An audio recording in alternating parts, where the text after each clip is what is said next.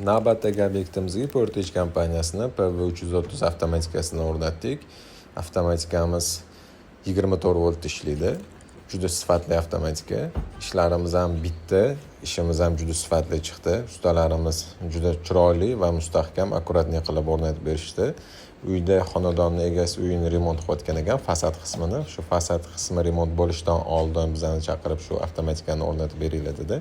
Biz fasaddan oldin avtomatikani chiroyli qilib o'rnatib berdik. Simlarni ko'rinmaydigan qilib, shveylerlarning ichidan o'tkazib, juda sifatli qilib o'rnatib berdik. Endi bemalol fasadning remontli ishlarni qilsa bo'ladi. Hech qayerda o'yib, buzib, hech qayerga lat yetib olmaydi, sifatli bo'ladi.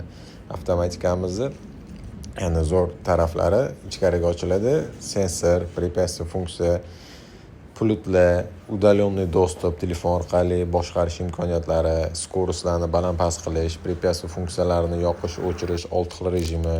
Mana bu kalitka rejimi. Bu misol kameradan qarab turganingizda kim keldi, ketdi, zvonok chalishganda, shuni kalitka rejimini ochorsiz, bitta tabaqa darvozani bir tabaqasi shunda ochiladi. Ikki yog'i ochilmaydi. Yana bitta bossiz yopiladi.